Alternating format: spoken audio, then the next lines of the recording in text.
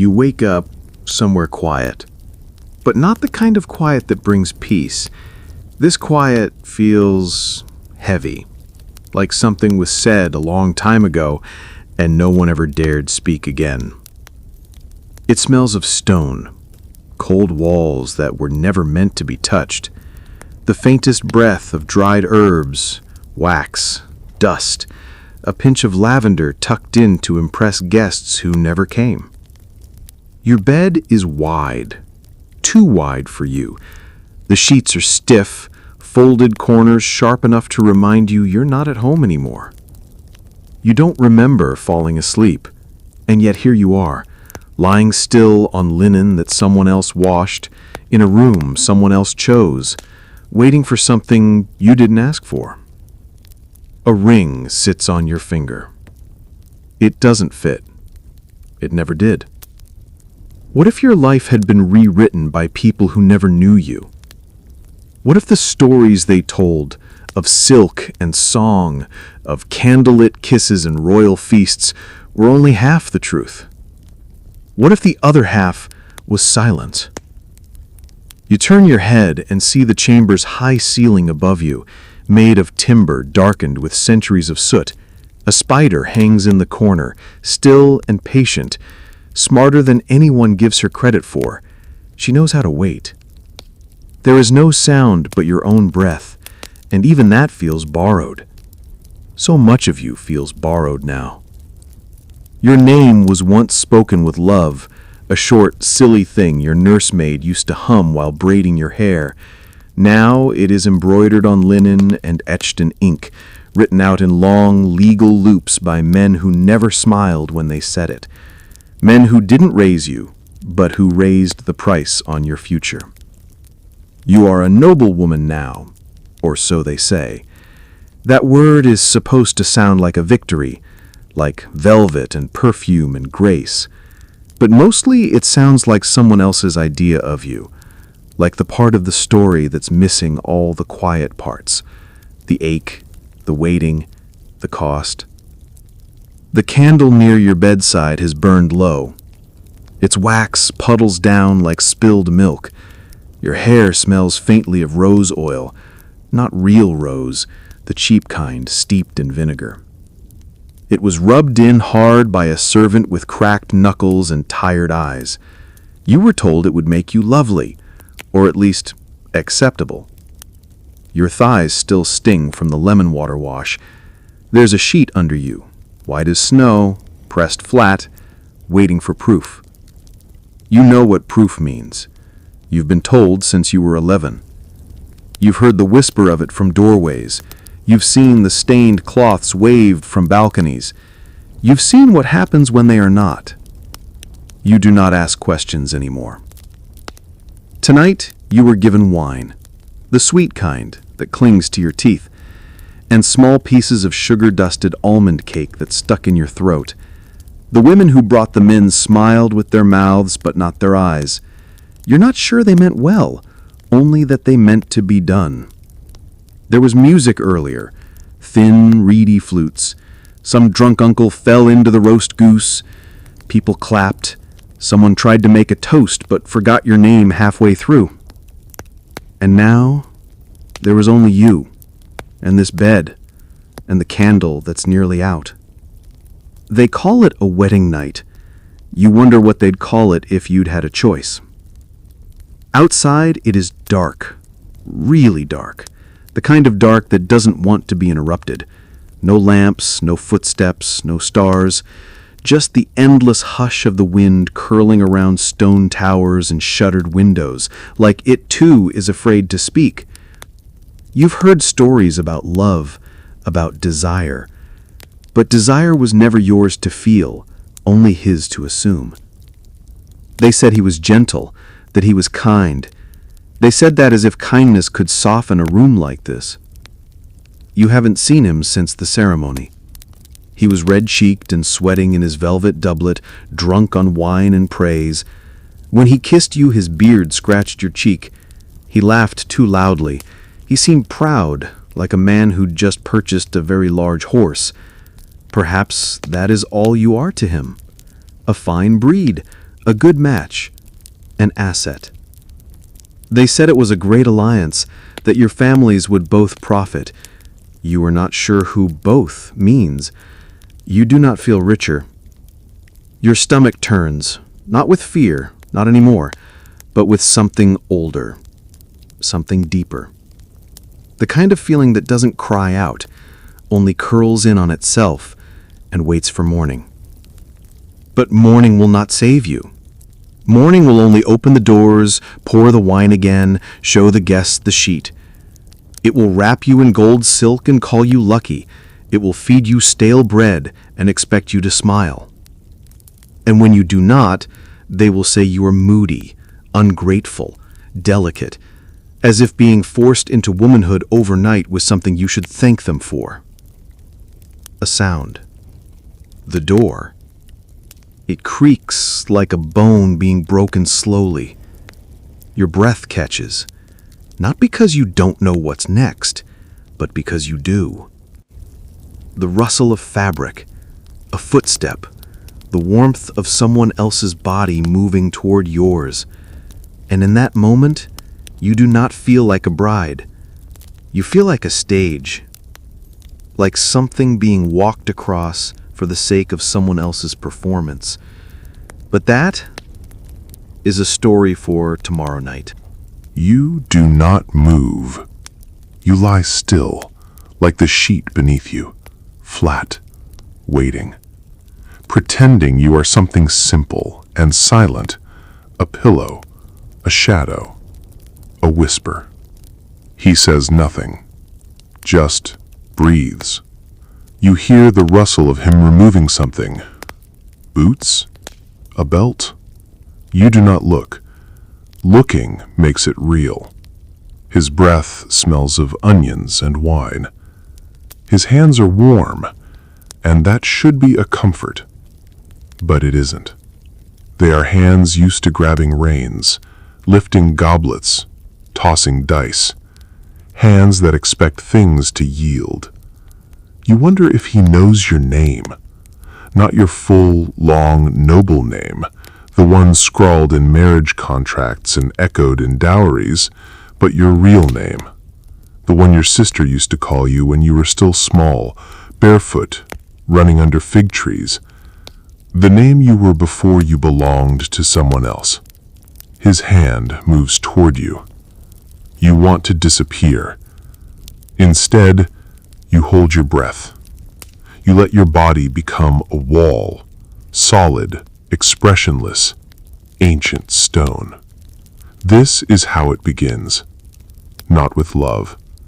Not even with violence. Just with assumption. Afterward, you're not sure how long afterward, he sleeps, easily, loudly. His mouth half open, one hand draped across his stomach like a lord at feast. You lie next to him, eyes wide, staring at the wooden beams above. The spider is gone. Maybe she was wise enough to leave. Your thighs ache. There is no blood. You wonder what the maid will say. You wonder if you can scratch your own finger and smear the sheet yourself. You wonder if they'll believe you. And if they don't, what then? You once heard of a girl from a lesser family who was returned to her father's house in shame. No proof, no dowry refund, no second chance. She lives now in a nunnery, scrubbing altar floors, whispering prayers she doesn't mean. You do not pray. Not tonight. You watch the wax finally go cold. A beetle scuttles across the stone floor. And your heart, though quiet, is still awake. They will say you are a wife now. They will say you are grown. But you feel no different. Still the same girl who cried when the nurse cut your braids.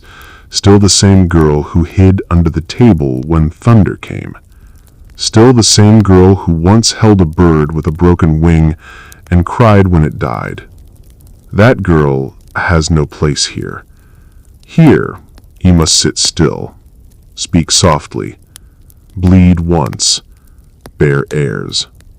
There is a garden outside these walls.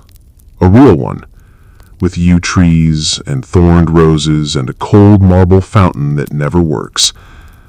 Tomorrow, the ladies will walk there with you. They will ask polite questions. How was your night, dear? One might wink. One might frown. They will all wait for the answer you've been trained to give. You will smile. Say it was fine. Say he was gentle, that he took care, that he made you feel, what? Safe? Loved? The lie is already forming. You try it out in your mouth. Fine. Gentle. A good match. Words that roll smooth like pearls. Hollow. Hard. Expensive. You lie there until the faintest light begins to slip through the shutters. Pale. Gray. Unwelcome. You sit up. Your legs shake slightly. You wrap yourself in a thin wool robe. Not silk. They're saving that for your next public appearance. The chamber pot smells sharp. You don't look at the sheet. You open the door quietly and step out into the corridor. Cold stone underfoot. The same stone that runs through the whole house. Under the chapel, under the kitchens, under the nursery that once held your new husband's cradle. You walk like a ghost, past oil paintings of ancestors who never smiled, past servants who bow with their eyes averted, past doors that won't open for you anymore. You are no longer in your father's house, and you are not truly mistress here either.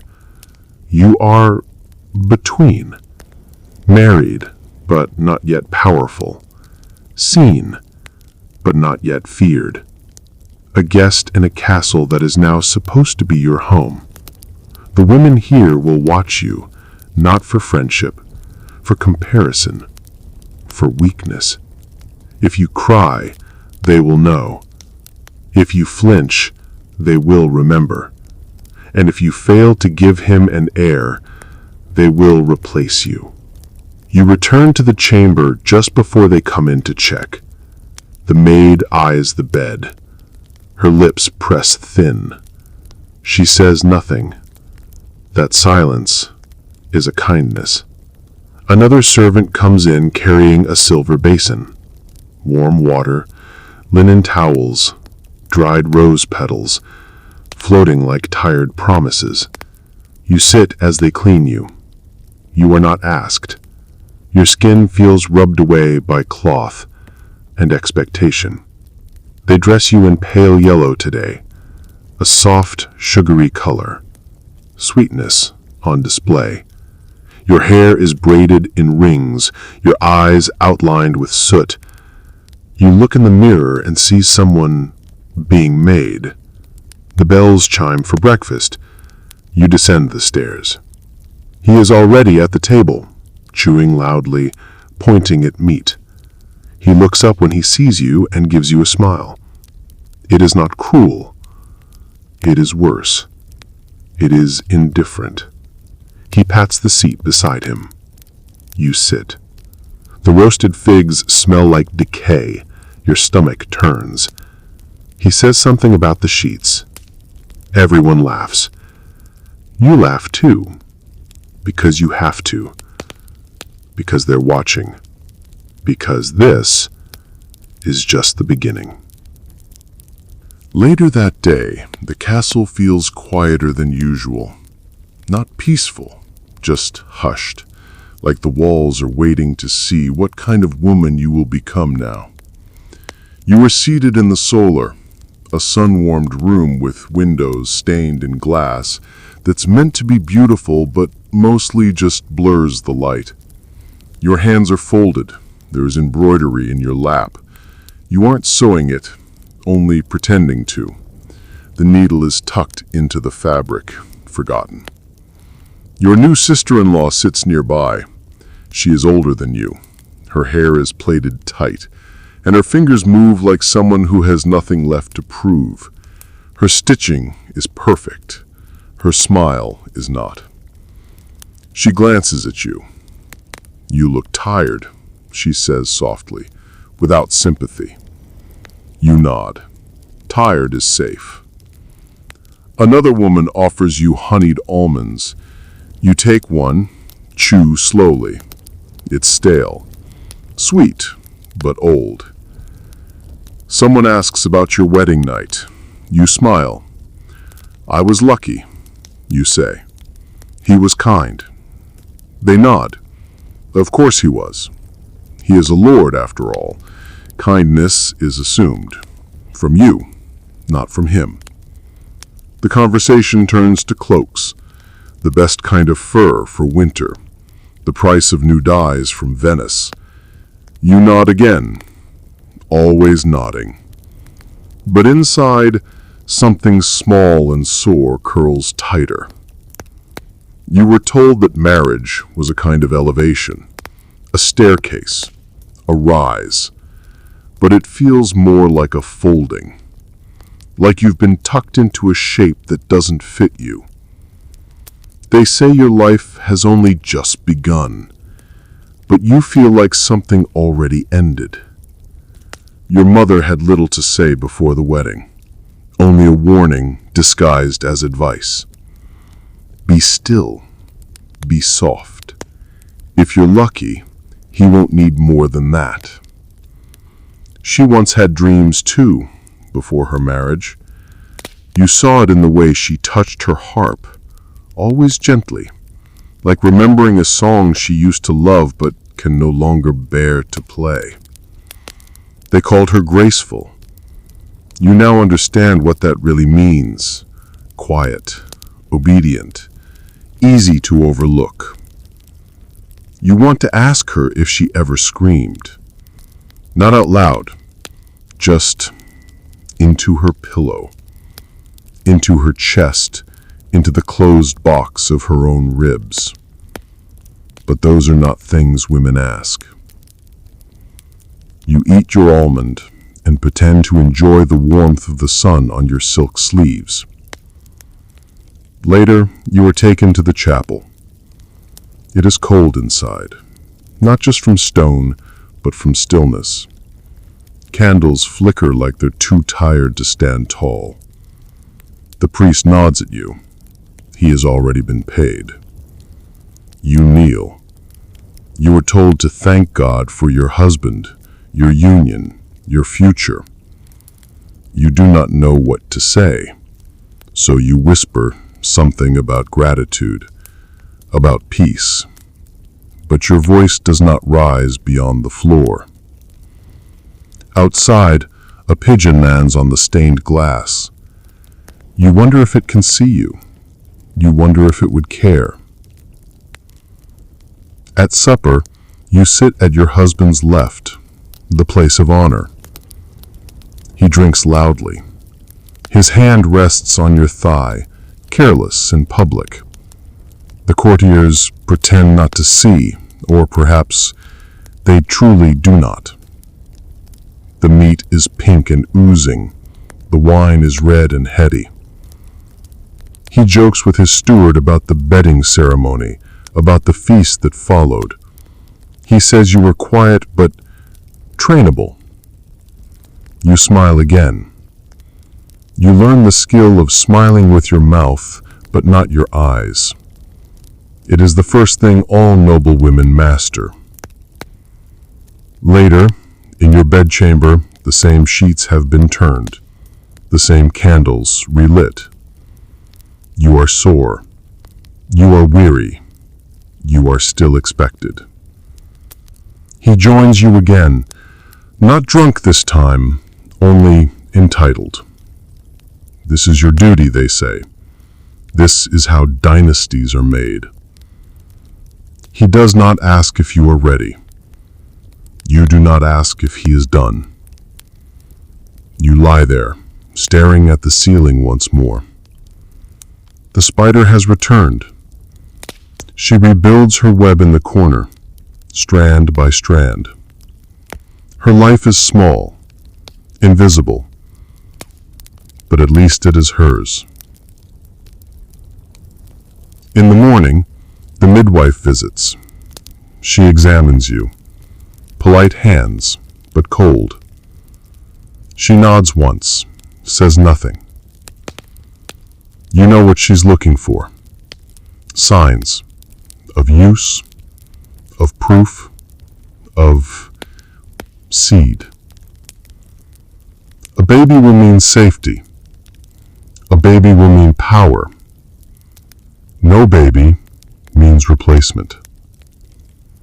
You drink the herbs they give you, brewed in warm wine. Tastes like sage and something bitter. You were told it will help the womb catch. No one asks if you want it to.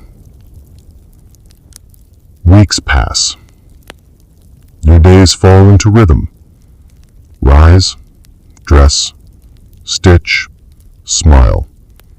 Sit in hallways you do not own. Attend feasts you do not enjoy. Nod to men who forget your name after sleeping beside you. The other ladies speak of pregnancies, theirs, their sisters, their servants. You nod again. You were taught how to walk in the great hall, how to speak softly in Latin, how to smile during music, but not too widely. That's unrefined. You were praised for your grace, your silence, your reserve. Each praise sounds like a small funeral. You visit your mother once. She holds your hand too tightly, like she knows what you've learned without asking. She doesn't say she's proud. She says you're settled. You look at her and wonder when she gave up, and if you already have. On the way home, the carriage bumps over rutted roads. You watch the trees blur by and wonder what your life might have been if you had just been born plain. No dowry, no prospects, no ring. Would that have been worse? Or would it have simply been yours? You fall asleep in the carriage with that question still in your mouth. You dream of linen. Not the kind spread over your marriage bed, not the kind held up for proof, but a simpler cloth, worn, soft, with edges frayed by time. A piece your nurse used to wrap around your scraped knees, or to dry your hair after summer storms. A cloth with no judgment, no purpose but care. You wake with your face turned to the wall and the taste of salt in your mouth. It's not from food. You rose before the servants again. You do that now, not to be seen, but to be alone. The air is still cold, the shutters still closed. You move through the room like something ghostly. Even the floor seems unwilling to creak beneath your steps. The fire's gone out. You warm your hands over its memory. There is a mirror above the wash basin, small, imperfect, made of polished metal that warps your face just slightly. Your nose too sharp, your mouth too tired, your eyes older. You count the days since your wedding night, not aloud, just silently, behind the eyes, the way women do when waiting for blood or hope or news they aren't allowed to ask for. You haven't bled, not yet. You don't smile, you don't cry. You just keep counting. By midday, there's talk of guests, a minor noble family. Their daughter is of age, meaning 14, with narrow shoulders and a hopeful smile. You're told to dress her age, something cheerful, pale blue perhaps, ribbons in your hair. You oblige.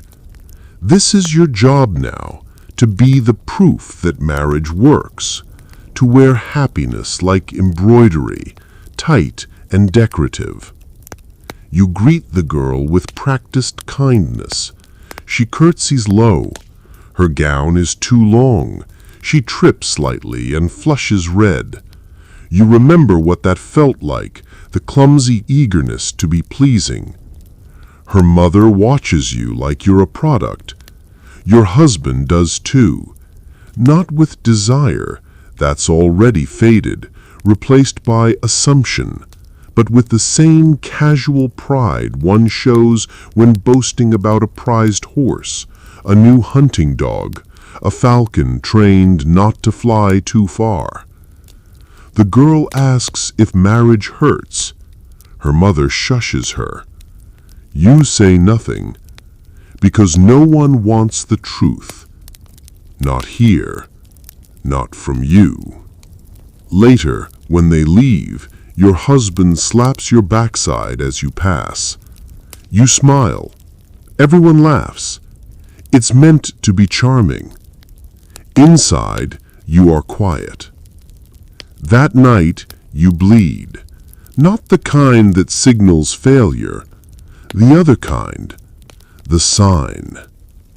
It is dark, and you are bent over in your chamber alone.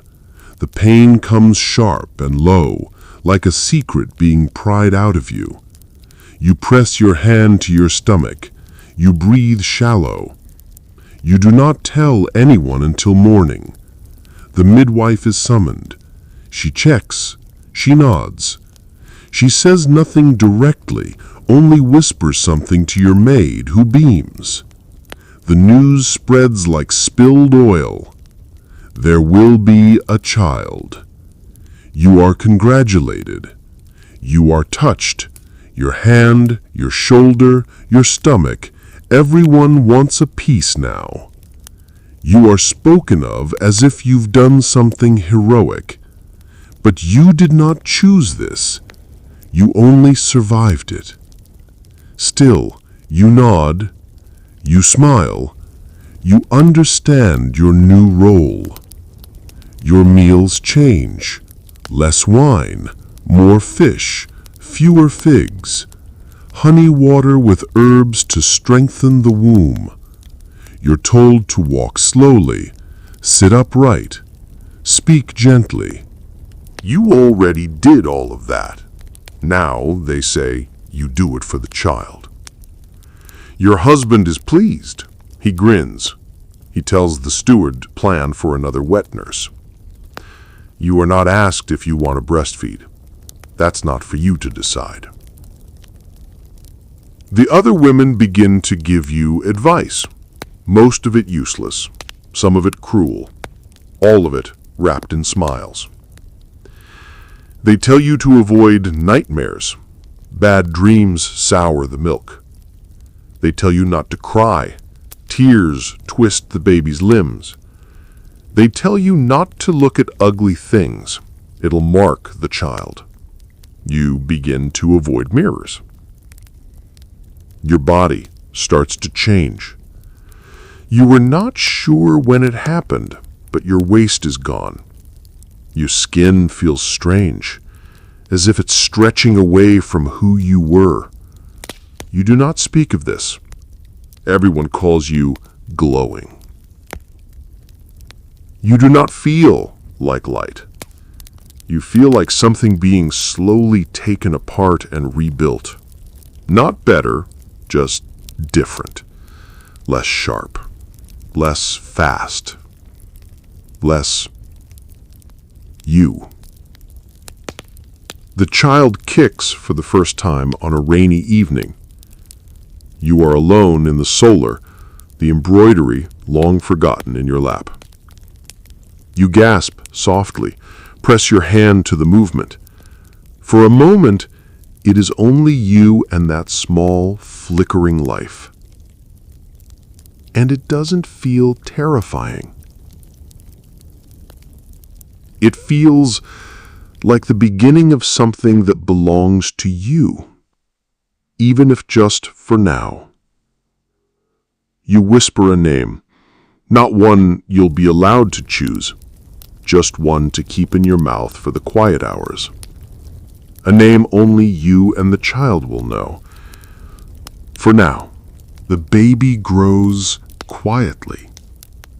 Not loudly, not with trumpets or declarations, just slowly, inwardly, like a tide coming in beneath a still sky. You feel it first in your ribs, in your sleep, in the way your gowns no longer close without quiet pinning. Servants speak in whispers as they tighten the stays. Your body has betrayed its symmetry, curves where flatness once lived, swelling where stillness once ruled. You become a shape rather than a person. A symbol now. The lady with the air.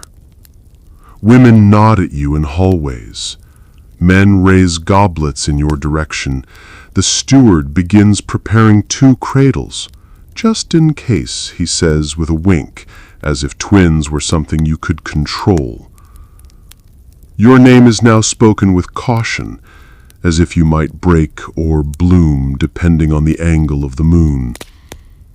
Your husband speaks of lineage, of his grandfather's jaw, of the family nose. You wonder if he'll ever ask what you want the child to be like. He doesn't, and you've stopped expecting it. Some mornings, you walk the garden path before sunrise. The yews are trimmed to perfection. The roses bloom mechanically. You go barefoot. It is the only thing that still feels like yours. The cold stones remind you that your body is real, not decoration, not display. Real, bruisable, breathing. The baby moves more now. Not just kicks, but turns. Full, slow rolls beneath your skin, as if stretching in a place too small. You run your hand over the curve, whisper again the secret name, the name that's soft and small and meant only for your ears. You don't know if it's a boy or girl. You don't ask. You know what they want. A son means safety, praise, power. A daughter means another you, and you wouldn't wish that on anyone. Still, sometimes, late at night, you imagine a girl with your nurse's laugh, someone small and sharp-eyed, barefoot in fig trees, unbraided, someone who knows she's real before the world decides what to make of her. But that is dreaming, and dreaming is not for women like you. Your nurse sends a letter. She's old now, hands too bent to sew. She writes with crooked lines and spills of ink, but her voice still lives in the paper. She asks if you're well, if the husband is kind, if you still hum the lullaby she used to sing, the one about the golden foal that ran away into the hills. You fold the letter into your sleeve and read it again later, under the bed covers, by candlelight. You do not cry, but something in your chest feels warm and sore, like a bruise that finally learned to breathe. There is a feast in your honor. They call it the Ladies' Night, a tradition. Really, it is an excuse for wine. Your husband wears his best cloak.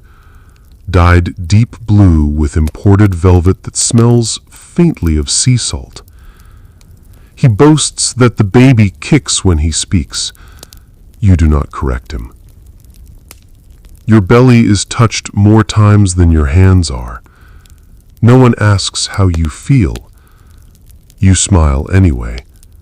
You eat what you're told to eat. You drink what the midwife permits. One noblewoman offers a toast for fertility. Another offers advice about post-birth recovery. Boiled goose fat, she says, helps things snap back. They all laugh. You laugh too. But later, in bed, you lie still, watching the shadows move across the ceiling. You wonder what snapping back really means. Your dreams that night are odd. You're walking through a stone corridor, barefoot, but your feet leave no sound. You carry a baby swaddled in a cloth of nettles, but it doesn't cry. You open doors that lead to other doors. Some are locked. Some are too bright. You find yourself back at your nurse's lap, but you're too large to sit there. You wake before dawn. The candle at your bedside has burned low again. Your hand rests on your belly, and something inside moves, slow and soft. Not a kick, a turn, a shift. You whisper, "I see you." Just those 3 words, because no one else does. And in that moment, it is enough. For now. But that... By your 7th month, the world begins to tilt. Not sharply, not all at once. Just enough that walking becomes a kind of floating, as if your body is no longer entirely yours, but something borrowed from the sea, slow, round, and gently pulled by unseen tides. You are kept indoors now, not locked in, but steered, suggested. Rest, they say. Preserve your strength, as if strength were something you could store like grain. Your chamber is made cheerful for you. Fresh rushes on the floor, new cushions embroidered with lilies, a carved cradle placed by the fire as a kind of promise. No one asks where you would like it. It simply appears, as most things do in your life now. You are admired more than ever, not for who you are, but for what you're doing. You are a vessel, a hope, a future. Even your husband seems gentler now, not out of affection, but out of superstition. He kisses your hand with care, as though afraid to jostle something precious inside you. A king might treat a relic that way, not out of love, but fear of divine consequence. He touches your belly, now swollen and high, and says, "Our son will be strong." You do not correct him. You do not say the child kicks when you cry, or that your back aches so much you weep when no one's looking, or that sometimes, late at night, you worry the child hears your silence and will carry it. The midwife visits more often. She brings you little cloth bundles of dried herbs, some to boil in your wash basin, some to steep in wine, some to burn in the corners of the room. "The old ways," she whispers. You do not ask what they're meant to protect. You already know. Not everything is said aloud in this world, especially not the things that most need saying. One morning, you feel the world shift inside you. A heaviness, a pressure, the way the earth feels just before a storm breaks. The midwife nods knowingly. She gives you a look that says, soon. You are told to eat soft things, broth, poached eggs, thin porridge, barely salted. Your stomach revolts. You long for olives, for honey, for meat. No one listens. They know better. Your nursemaid sends another letter. This one shorter, her hand shakier. She writes, "You were always brave, even when you didn't feel it." You hold the letter to your chest. Let it warm you. Let it remind you that you were once a girl who climbed trees and shouted at boys and named clouds, that you were not always so quiet. The pain begins just after midnight. Not a scream, not even a cry.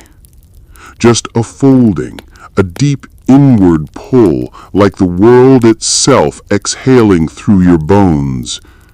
You sit upright in bed. Say nothing. You wait. It passes, then returns, slower, then faster.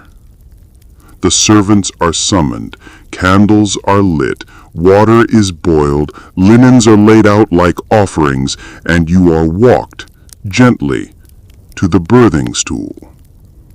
You have heard of this moment all your life. You have imagined it.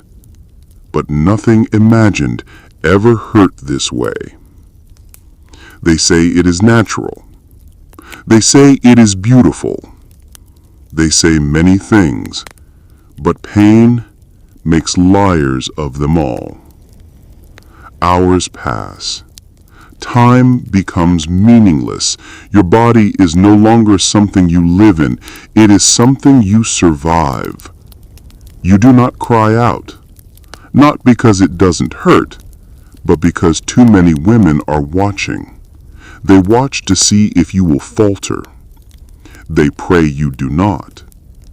You bite your knuckle. You taste copper. You sweat through your shift. The priest is called, not because anything is wrong yet, but just in case. The baby is slow. They whisper things to each other now, not to you, as if you're no longer part of this, as if you'd become a battlefield they are trying to cross. You drift in and out. There is a moment when everything stops, and then a sound, a wail, small, wet, furious. They hold it up to you. A boy, red-faced, fists tight, howling at the world that made him. Your husband is told first. He smiles. The steward begins writing names, one for the church, one for the crown, one for the family tree. You are not asked. You are handed a cup of wine, thick and sweet. It burns your throat. You drink anyway. Later, when the room is quiet, they lay the child beside you. He's swaddled. Too tightly, you think. You loosen the cloth just a little. He sighs. His eyes open for the first time, and for a brief second, just a blink, you feel seen. Not as a wife, not as a title, not as a duty, but as a mother. Not the kind they define in stories, the real kind. Tired, sore, brave. Still here, still holding on. You close your eyes. You whisper his secret name one last time. Then you sleep. You wake before the baby does. The fire has gone out, but the room is warm, heavy with the scent of milk, wax, and sweat. The quiet is soft, not sharp, the kind of silence that follows survival. Your arms ache in a new way now, from holding, not from restraint. You shift carefully. The linen sheets stick to your skin. Your breasts are tender, the shift damp from leaking. You were warned it would be like this, that your body would not be yours for a long while, if ever again. The baby stirs, a soft grunt, a rooting mouth. You pull him close. He latches clumsily, like he's still learning the shape of the world. His eyes are closed, but his hand curls around your finger, tight and certain. No one taught him how to do that. It came with him. You smile, barely. For the first time, you smile when no one is watching. A servant knocks. She brings broth, cold now, and a cloth steeped in chamomile. You thank her softly. She curtsies and slips away. The baby is still feeding, one tiny sigh at a time. Outside the window, the trees are bare. The garden sleeps under frost. It's winter now, and yet something begins. The days pass slowly. Not like before, when you floated through them in silk and silence. Now they pass in fragments, in cries and cloths, and the counting of hours since he last nursed.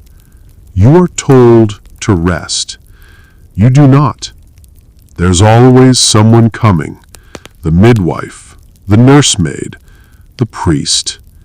You are measured and praised and patted on the shoulder. Well done, they say, like you've completed a task. You want to laugh, or cry, or scream. But mostly, you just want to be left alone long enough to remember what your own voice sounds like. Your husband visits once, briefly. He kisses the baby's forehead, then leaves to host a hunt. You were told he was pleased. You were told that means something, but you're not sure what. The child is named after your husband's grandfather. You whisper the real name, the secret one, into his ear when no one else is near. Not out of defiance, just to remind yourself he came from you too. The nursemaid takes over after a week. She is firm, efficient, older than you by far. She hums while she works, but never smiles. She tells you not to spoil him, not to hold him too much, that babies are clever and will learn to rule you if you let them. You nod, and then you hold him anyway. At night, when the hallways are quiet and the guards are dozing, you pace with him wrapped against your chest. His breath warms your collarbone. His weight centers you. He's the only thing in your life no one arranged. You begin to talk to him. Not much, just small thoughts. Things you wouldn't say to anyone else. That you wish you'd kept your old blanket. That sometimes you miss your sister's laugh. That you don't remember what freedom ever felt like. But maybe, just maybe, he might. One night he cries and cannot be soothed. The nursemaid scolds you, says he needs to learn, says your arms make him soft. But when he falls asleep against your chest, quiet at last, you know softness saved him, not discipline. You kiss his forehead, and you think, if this is all you are now, it's enough. But not everyone agrees. The castle expects more. Another child, a daughter to marry off, or another son to ensure the line. You overhear things, whispers in corridors. If she can do it once, she can do it again. She's young still. Her duty isn't done. No one speaks to you when they say these things. Only about you. As if your body were a farm, and they're already planning the next harvest. You feel the fear begin to return. Not sharp, just familiar. You start waking in the middle of the night, not from the baby, but from dreams of cold water and empty rooms, of doors that won't open, of walls that listen. The baby begins to smile. It is not frequent, not yet, but real. And when he does, the room changes. Everything becomes softer. Even the wind outside quiets for him. You think, if he remembers anything of this world, let it be that. Not the silence, not the weight, just the warmth of your skin, the lull of your voice, the shape of love unspoken. You hum him to sleep, the same lullaby your nurse used to sing, about the golden foal that ran into the hills. And you imagine, not for the first time, what it would be like to follow. But that is a story for tomorrow night. Winter deepens. The castle walls grow colder, and the stone floors steal heat from your feet no matter how many layers you wear. Fires are fed constantly, yet the warmth always feels just out of reach, like everything else here. The baby is 3 months old now. They say he is strong, that his eyes are sharp, that he grips with purpose. Your husband calls it a sign of good blood, his blood. No one mentions yours. He is fed by the wet nurse now. They said you were too pale, too thin, that your milk might sour if you keep worrying. You did not argue. But when no one is watching, you press him to your chest anyway. Not to feed, just to feel him close. His small cheek against your skin, his breath against your collarbone. The weight of him, realer than anything else in your life. He knows your scent. That much you're sure of. He calms when you sing. Not always, but often. The nursemaid clicks her tongue at that, says you'll spoil him with softness, says boys should be trained to need less, not more. You hum anyway. Because what else can you give him, if not the little warmth you've learned to save for yourself?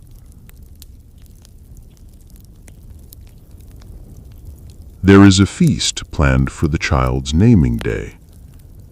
Not the private church one, the public one. The one with banners and pheasants and velvet draped over every surface. The steward plans the menu in great detail. Your husband approves a list of guests longer than your labor lasted.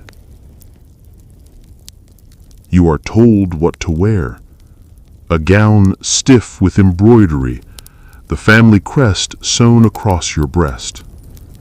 You are told to smile, to hold the child high when the toast is made. You are told to be proud. You are always being told.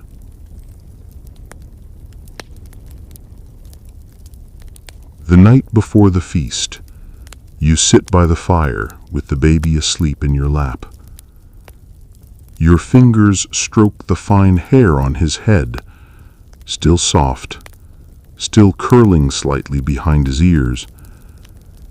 You wonder if it will darken like his father's, or stay the pale gold of yours. You do not know what you hope for.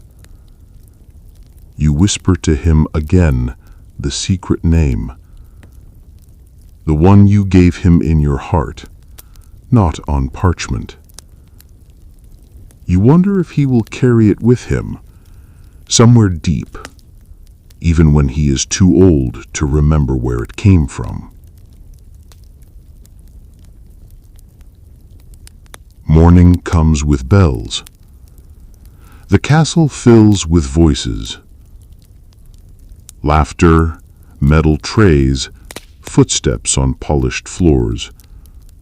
Everyone pretending this is joy. The gown they've chosen for you fits poorly. Your shape is different now. The bodice pinches where your ribs never return to their place. The sleeves fall too short. The seamstress apologizes and reminds you that beauty is sacrifice. As if you didn't know that already. The baby is dressed in white linen and lace. He looks like a doll or a relic. Not a person, but an offering. When you carry him down the stairs, the entire hall turns to look. It is the first time you have truly felt seen. Not for yourself, but for what you carry. You hold him carefully. You nod, smile, curtsy.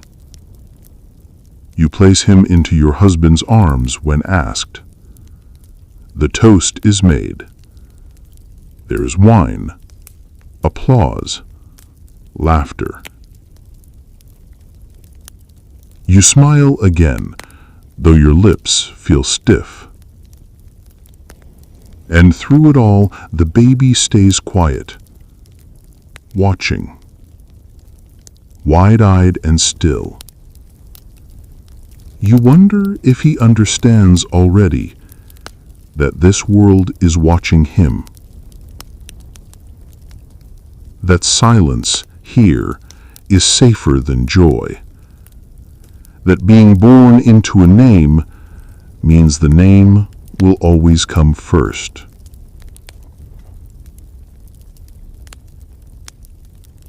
Later, you return to your chamber. You undo the gown with stiff fingers. The pins catch. The laces tug at your waist. The baby lies swaddled in his cradle, blinking up at the ceiling beams. You sit beside him on the floor in your shift, cold despite the fire.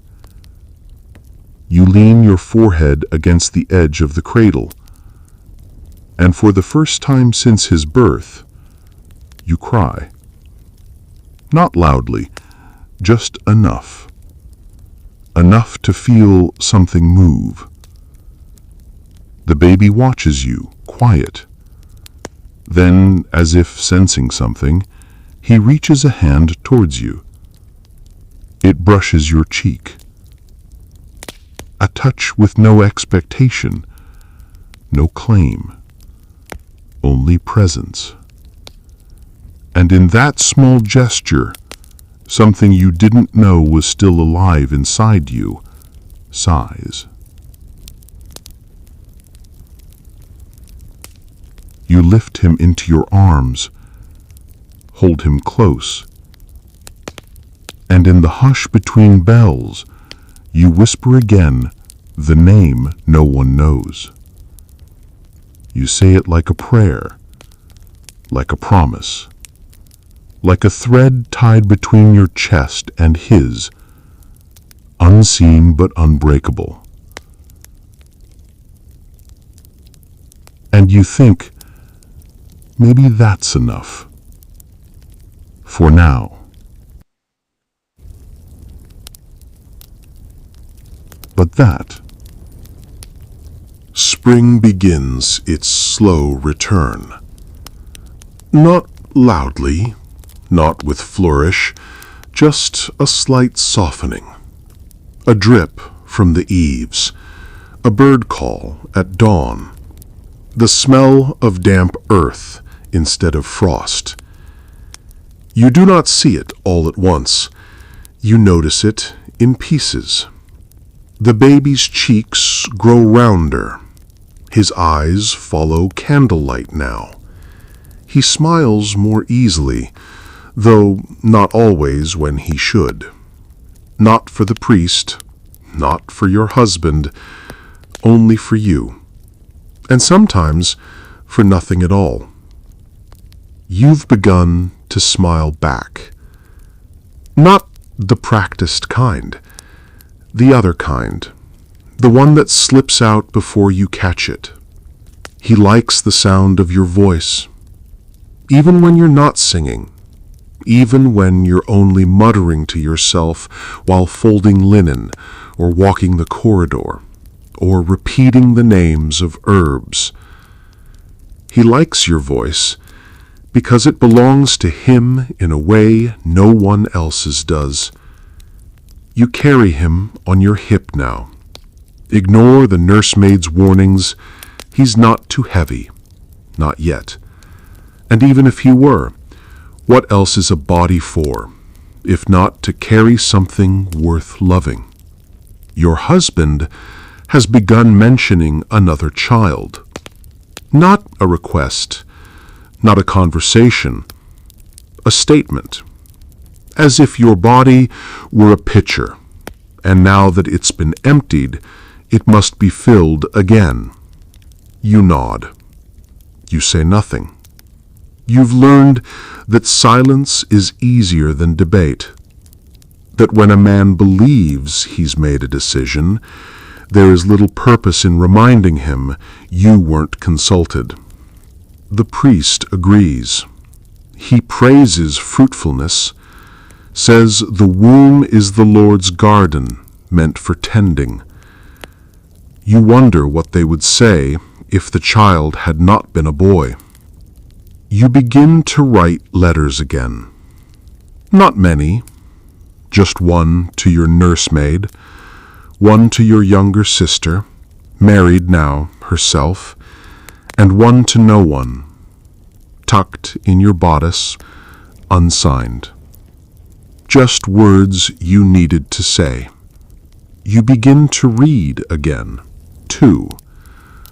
Old prayer books, herbal texts, a worn volume of Ovid, bound in green leather and missing its last page.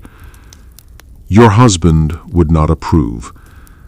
Women, he says, grow strange when left too long with their own thoughts. You do not argue. You simply think quieter. One morning, the baby laughs in his sleep. A real laugh, sudden and small, like a bell that only rang once. You are not sure what he dreamed. A candle? A dog? Your face? It doesn't matter. The sound breaks something inside you in the gentlest way, like ice melting, like thread loosening. You close your eyes and press your forehead to his. Keep that, you whisper. Whatever it is, keep it.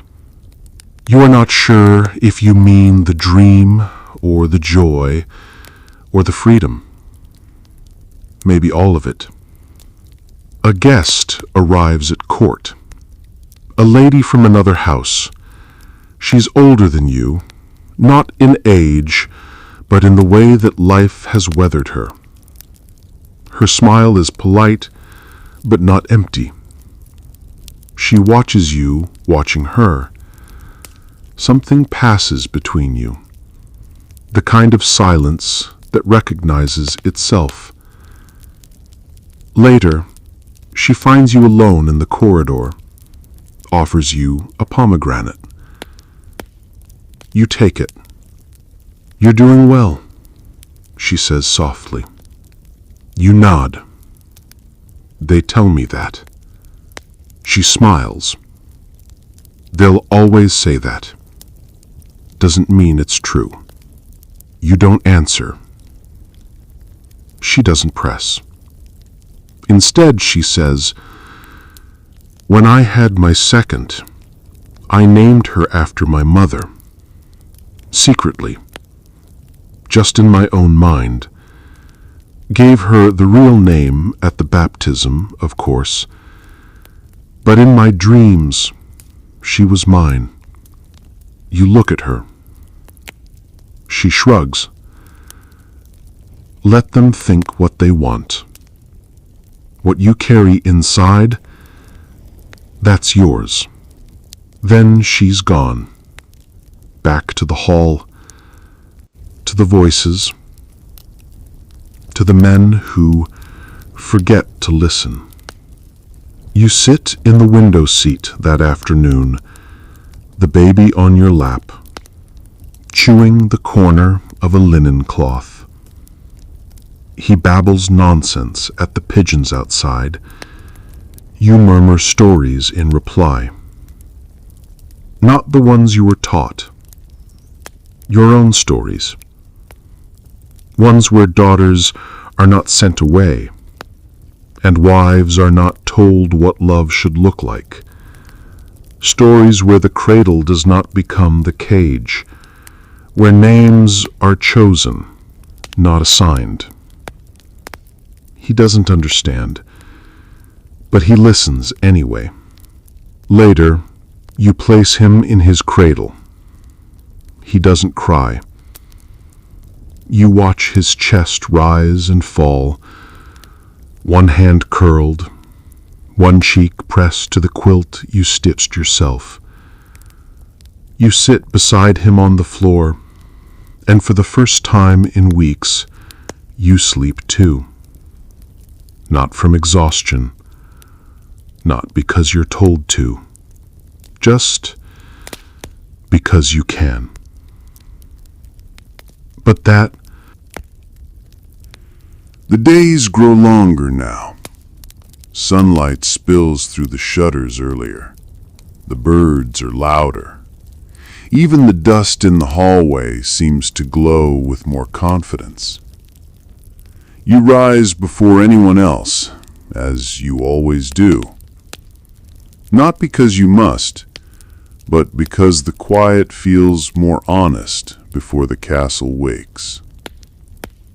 The baby is 7 months old now. He has begun crawling, slowly, like a creature exploring a world that does not yet belong to him. You lay pillows near the hearth so he doesn't bump his head. The nursemaid complains, says he'll ruin the rugs, that floors are no place for noble children. You nod and let him crawl anyway, because the rugs will recover, and he will not be small for long. Your body has mostly returned to what it was before, but not really. The shape is similar, the gowns fit again, but the feeling is different. Your hips ache in the cold, your breasts are marked with soft lines that never fade. Your feet still swell when you stand too long. You were told this is normal. You were told to be grateful. Grateful that the labor was not worse, that the child was not sickly, that your husband hasn't taken a mistress. You are told these things as if they are gifts, as if women should survive hardship and then thank the world for not making it worse. You do not argue, but sometimes when the room is empty and the baby sleeps, you sit by the mirror and look at yourself. Not out of vanity, just to remember who lives beneath the lace and linen. You touch the softness of your stomach, the curve of your collarbone. You press your hand to your heart and feel it still beating, still here. You haven't bled since the birth. At first, they said it was natural. Your body healing, adjusting, recovering. But it has been many months, and now the whispers have begun. Another child, they murmur, a second heir. So soon, so soon. You are not certain. You do not feel it. But you've learned by now, feeling has little to do with it. The priest blesses your chamber. The midwife returns with her bundles of herbs. You are handed teas and dried roots and told to rest more, to walk less, to hope. You are not asked how you feel about the possibility, only whether you are ready. As if readiness were something women could control. You say nothing, because silence is the only answer they'll hear anyway. The baby says his first word on a rainy afternoon. It's not mother, it's not father. It's just a sound, somewhere between da and ga. But he says it with such triumph, you find yourself laughing. A real laugh, not a polite one, not a quiet one. And when he laughs back, it feels like the two of you have won something. You carry him through the corridor with the windows, the long one that catches the sun at just the right angle. He babbles as you walk. You reply in soft nonsense. He doesn't care what the words mean. He only wants the rhythm of your voice. The windows are tall, the kind designed to impress guests, not to keep out cold. But today the glass is warm with sunlight. You pause in the middle of the hallway, just for a breath. Just to feel the light on your skin and the baby's small weight on your hip and the silence between two heartbeats. You close your eyes, and in that moment you are not a wife, not a lady, not a duty. You are just someone who survived and still loves, still hopes, still waits for the next bird call. But that... The days grow longer now. Sunlight spills through the shutters earlier. The birds are louder. Even the dust in the hallway seems to glow with more confidence. You rise before anyone else, as you always do. Not because you must, but because the quiet feels more honest before the castle wakes. The baby is 7 months old now. He has begun crawling, slowly, like a creature exploring a world that does not yet belong to him. You lay pillows near the hearth so he doesn't bump his head. The nursemaid complains, says he'll ruin the rugs, that floors are no place for noble children. You nod and let him crawl anyway, because the rugs will recover. and he will not be small for long. Your body has mostly returned to what it was before, but not really. The shape is similar, the gowns fit again, but the feeling is different. Your hips ache in the cold. Your breasts are marked with soft lines that never fade. Your feet still swell when you stand too long. You are told, this is normal. You are told to be grateful. Grateful that the labor was not worse, that the child was not sickly, that your husband hasn't taken a mistress. You are told these things as if they are gifts, as if women should survive hardship and then thank the world for not making it worse. You do not argue, but sometimes, when the room is empty and the baby sleeps, you sit by the mirror and look at yourself, not out of vanity, just to remember who lives beneath the lace and linen. You touch the softness of your stomach, the curve of your collarbone. You press your hand to your heart and feel it still beating, still here. You haven't bled since the birth. At first, they said it was natural, your body healing, adjusting, recovering. But it has been many months, and now the whispers have begun. Another child, they murmur. A second heir. So soon? So soon. You are not certain. You do not feel it. But you've learned by now, feeling has little to do with it. The priest blesses your chamber. The midwife returns with her bundles of herbs. You are handed teas and dried roots and told to rest more, to walk less, to hope. You are not asked how you feel about the possibility, only whether you are ready, as if readiness were something women could control. You say nothing, because silence is the only answer they'll hear anyway. The baby says his first word on a rainy afternoon. It's not mother, it's not father. It's just a sound, somewhere between da and ga. But he says it with such triumph, you find yourself laughing. A real laugh. Not a polite one, not a quiet one. And when he laughs back, it feels like the two of you have won something.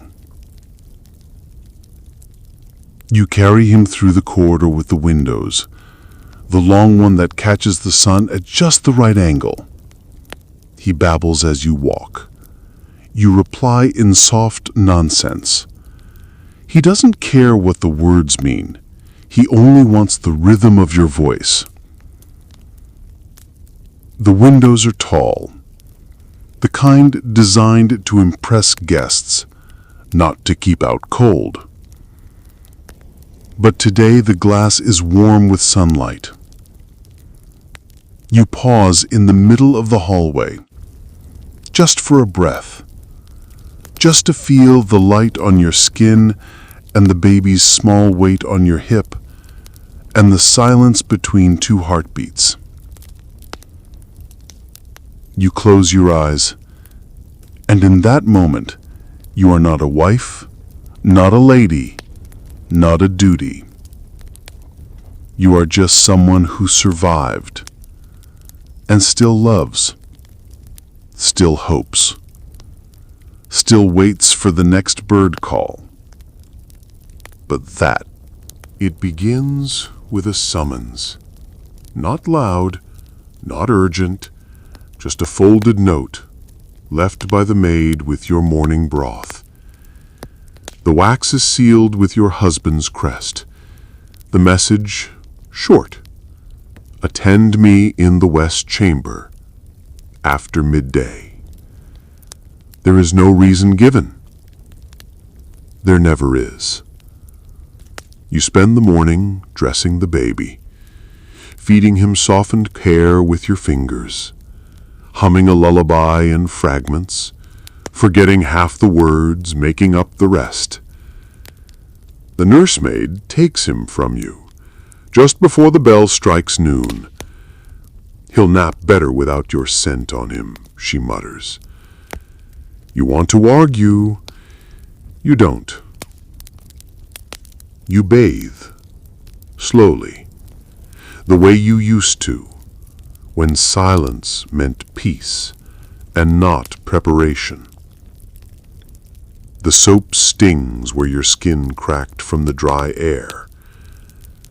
You say nothing. You dress in a gown you haven't worn since your wedding month. Not because you wish to, because you're expected to. The fabric still fits. Your body doesn't fight it anymore. It simply allows. The corridor to the west chamber is colder than the rest. It faces the wind, always has. A servant opens the door for you without a word, nods, disappears. Your husband is inside, seated by the hearth, not looking at you. There is parchment in his lap, a cup of wine in his hand. You're late, he says mildly, though you're not. He gestures to a stool. You sit. He begins talking about alliances, about land, about his cousin's daughter and the king's third son, and how marriages are like threads meant to weave families together. You nod. He keeps going. Mentions your womb again, not directly, just in the way someone might mention a well, dry or full, useful or idle. He says he has decided it's time for another child. He says it like a plan, like planting barley. Not like you're sitting 2 feet from him with fingers curled tightly in your lap. He says, I'm glad you've recovered, with a smile that does not touch his eyes. You are dismissed, with a wave. The door closes behind you, and the corridor is colder than it was before. You do not cry. Not there. Not where the walls remember too much. You find the baby still asleep. His hand clutches the corner of his blanket. You lie beside the cradle on the rug and listen to the fire crackle. You close your eyes. You breathe in, slowly, the scent of milk, linen, and ash. You do not move for a long time. The next morning, you wake before dawn, not from noise, from knowing. Your body is restless, too still in some places, too full in others. Your mind whispers it before your mouth can form the thought. You are with child. You are not sure how you know, only that you do. You rise carefully, not to wake the baby, pull on your robe, open the shutters. The sky is not yet light, but a single star remains. You stare at it, and something in you both breaks and hardens. You are not afraid. Not yet. You are not joyful either. You are quiet. As if you've stepped into something deep and cold and holy. The baby wakes. His cry is soft. You lift him, press him to your shoulder. He settles. You whisper to him, "You are not alone." And maybe, for the first time, neither are you. But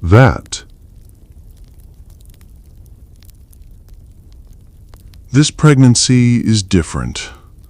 Not harder, not yet. Just quieter. The first time, everything was new. Each ache, each flutter, each tightening across your ribs felt like a secret being spoken aloud. But this time, it feels like a memory returning. Your body remembers before you do how to stretch, how to carry, how to give without asking. No one celebrates this one. No grand feast, no flowers in your chamber, no toasts by men with oily smiles and heavy rings. Only a nod from your husband, a glance from the steward, a passing comment from the priest. This time may it be a girl, someone says. You don't know who. You don't reply. You think, a girl means another cage, just smaller and pink.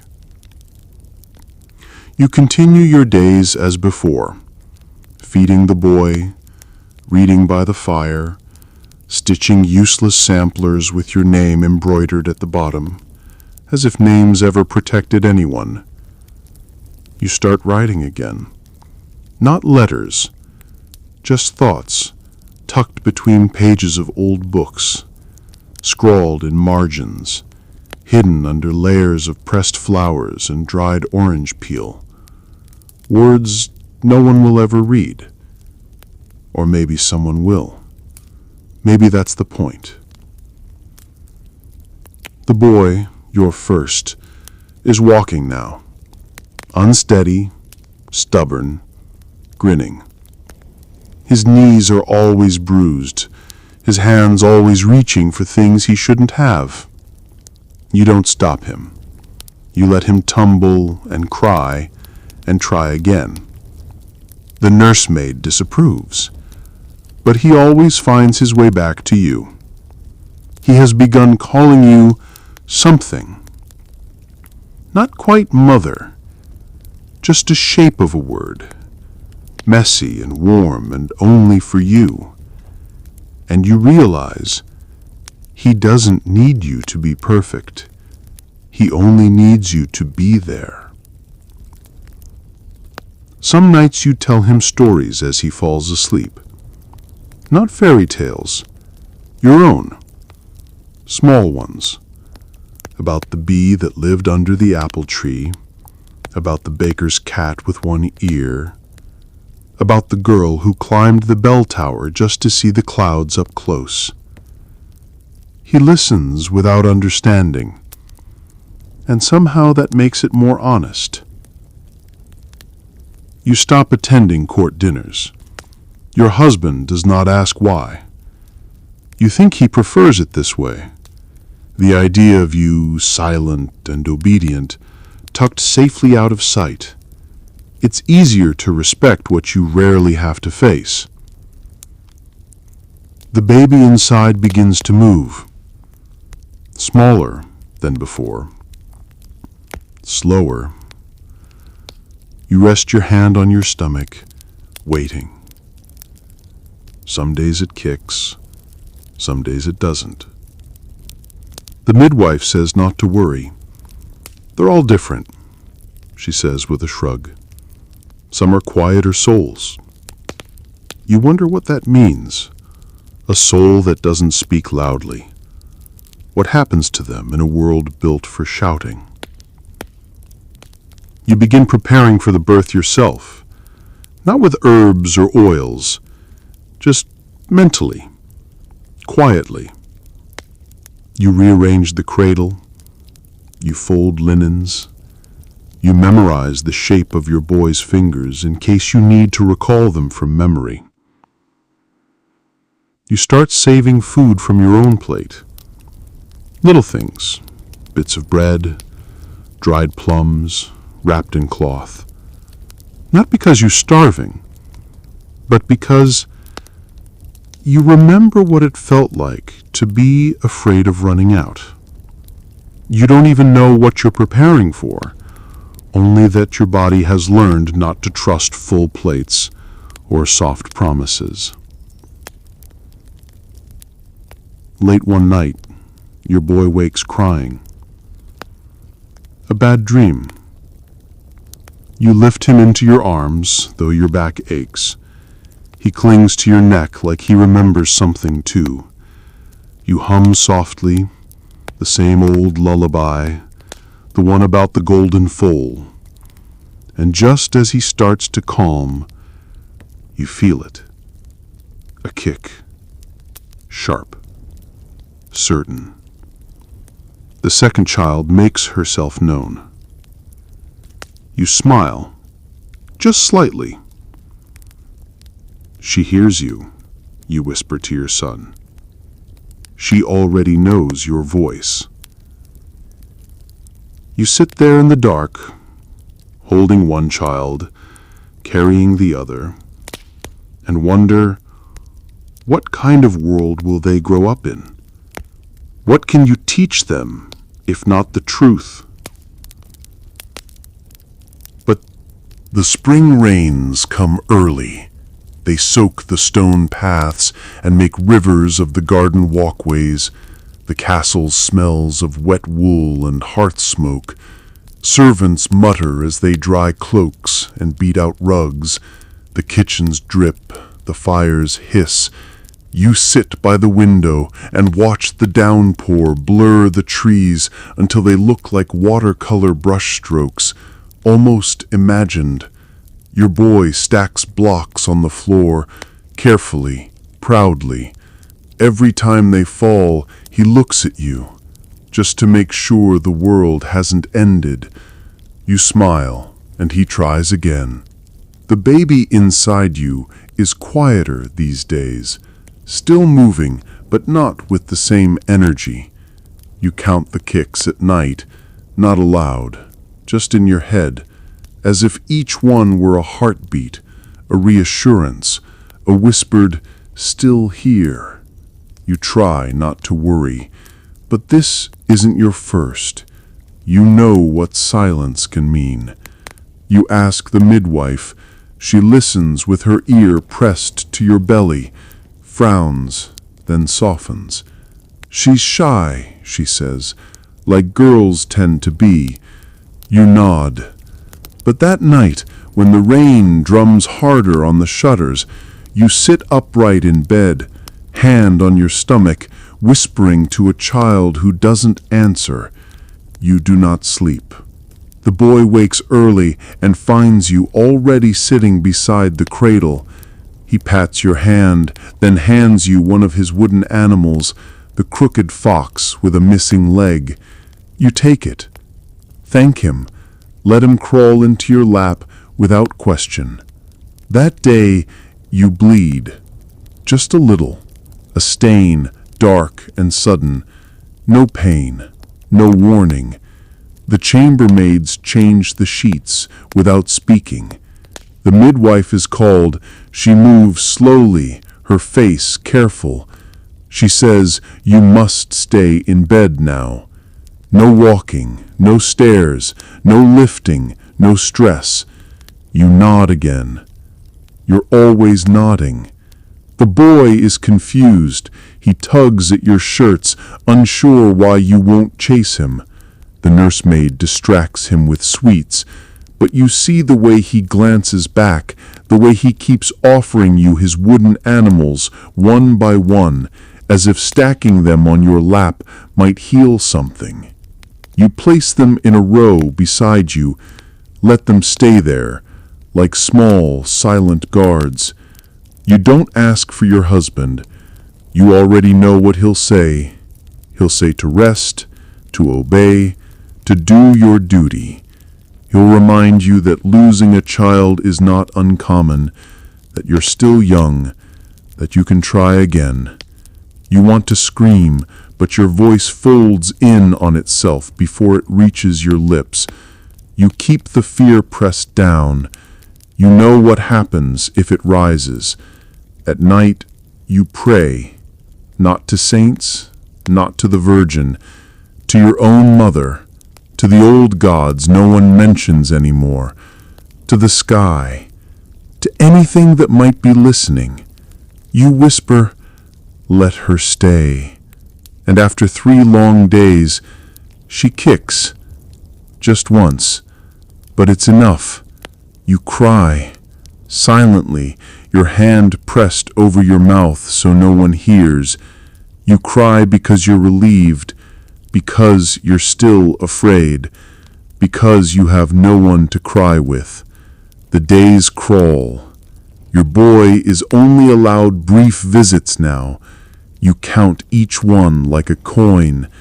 You memorize his expressions, his babble, the way he rests his head on your thigh just for a moment before running off again. You wonder if he'll remember any of this, if the girl inside you will remember that her first home was wrapped in fear and silence, yes, but also in love. You hold that thought. You name her again, the secret name, just once more in the quiet, as you place your hand over your stomach and feel the smallest push in return. And for now, that's enough. But that is a story for tomorrow night. You do not rise for 3 weeks, the midwife insists. The priest nods. The servants speak more softly than usual, like they fear your body might mistake loudness for danger. Your limbs grow weak. The bones feel heavier now, like stone left too long in river water. Even your hair seems tired, too much weight for your head. The boy visits in the afternoons. He is no longer surprised to find you in bed. Now he simply climbs in beside you, kicks off his little shoes, and hands you whatever he's holding: a carved spoon, a pine cone, a string of buttons. He talks in half-words. You listen in full. You hum sometimes, just enough for him to rest against you. Sometimes he falls asleep on your arm, mouth slightly open, hair damp with play. Those are the only hours that feel like anything close to peace. The baby inside you no longer worries the midwife. "She's lively now," she says. "Stubborn." You smile, just a little. You knew she would be. Your husband comes to see you once. He stands in the doorway, arms crossed, asks if you need anything. You look at him, say no. He nods, leaves. You don't feel anger. Not anymore, just a kind of far-off understanding, the kind you might feel toward someone reading a book in a language you never learned. The days soften. You are allowed to sit by the window now, as long as you don't stand. You pull the chair close, drag it across the stone with your heel. No one offers to help. Outside, the garden begins to bloom. Nothing too grand, just patches of green beneath the gray. A bird perches on the ledge beside you, looks at you, then flies off. You almost say, "Take me with you," but don't. That would be foolish. The boy draws pictures now. Smudged chalk across cloth, the table, sometimes even the wall. One day he gives you one. Crooked lines, a figure with 2 heads and many arms. You ask what it is. He says, "Mama and baby." You trace it with your finger, gently. And for a moment, you think, maybe that's what you are now. Not a woman, not a wife, not even a mother, not really, but a figure of many arms holding more than she can carry, stitched together by hope and obligation. The midwife says it will be soon. You believe her. The signs are there. The way the pressure builds across your ribs, the way you dream of water and breathlessness, the way your skin feels too tight.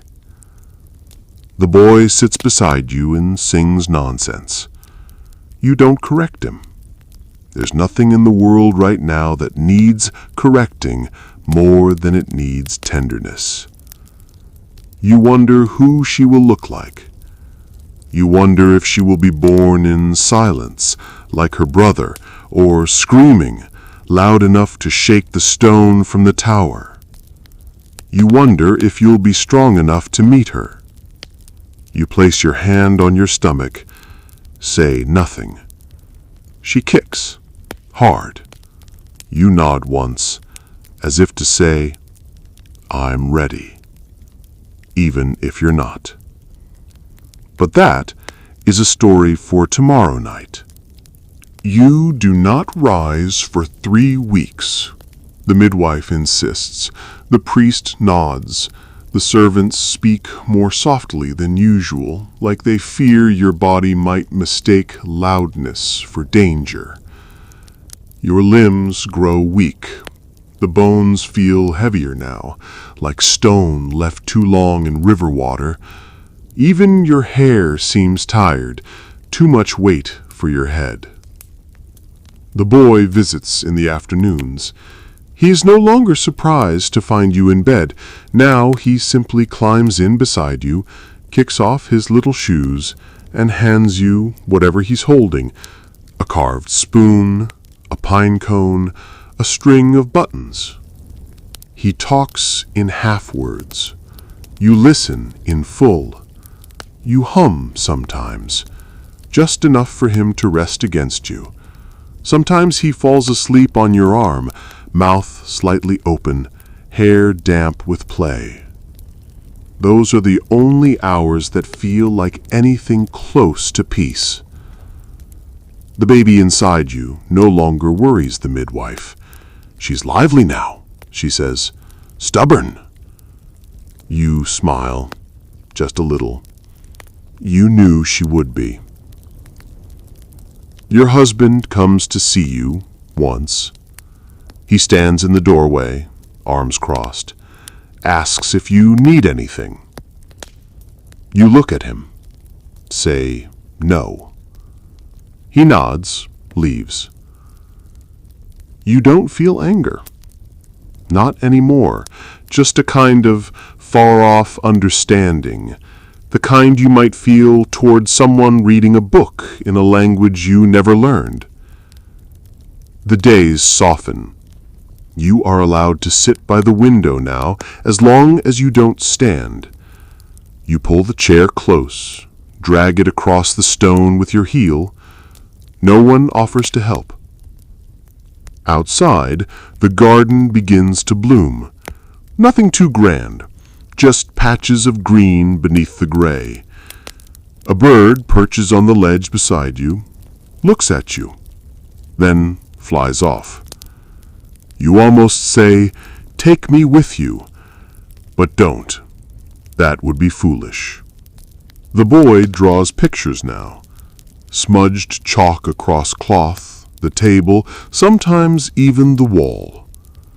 One day he gives you one.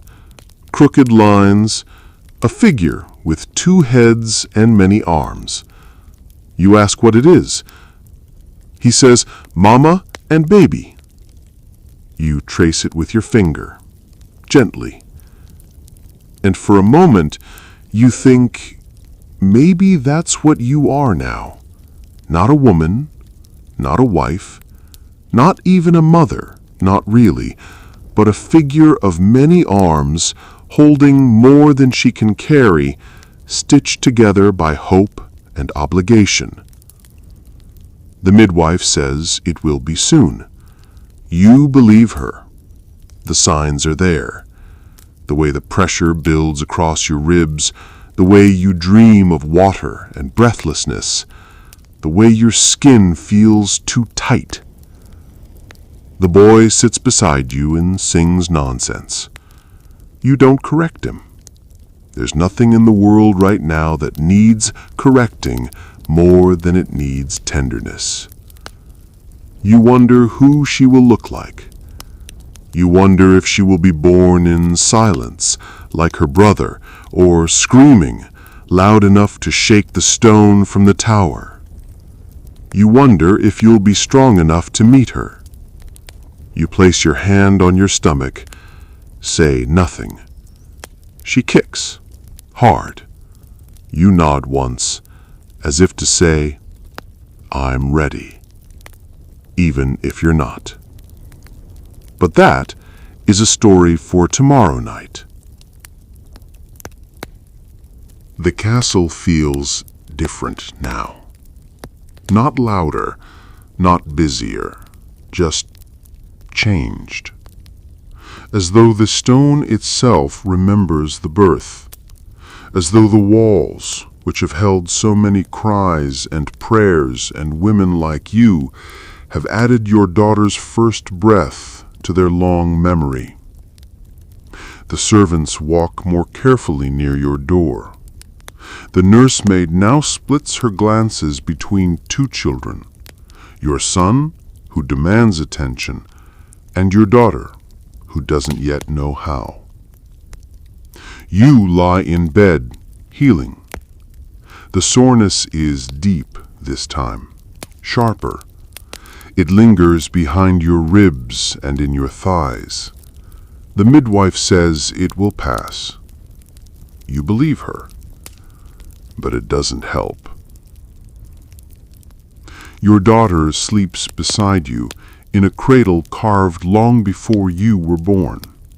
You know this because your husband once mentioned it proudly, that all his children had slept in that cradle, as if heritage could be passed through splinters. She does not cry often, not like your son. She watches. Even now, her eyes track the flicker of candlelight or the motion of your hand. She seems to know already that the world must be observed before it is entered.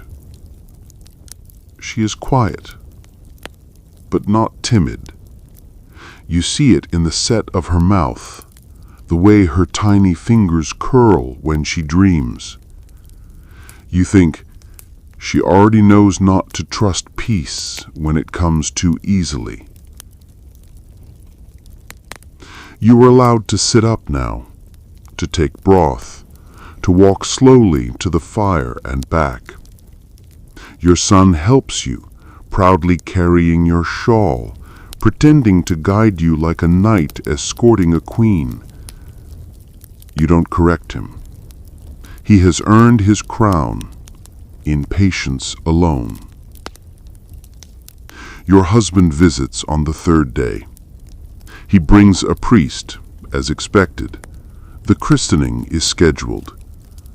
You're told the name that will be given, the name of his mother. You do not flinch. You nod.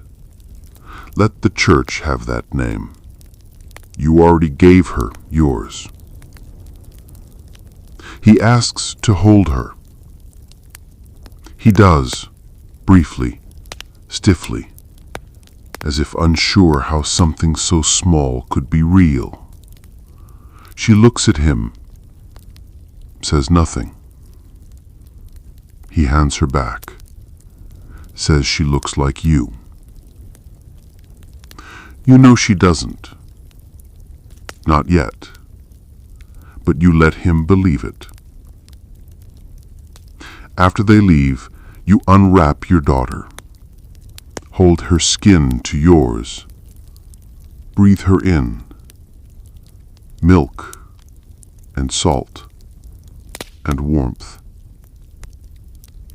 You whisper the name again, the one that lives in your blood.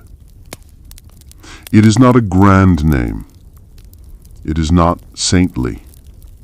It is not meant to please kings, but it fits her like breath fits lungs. She yawns. You smile.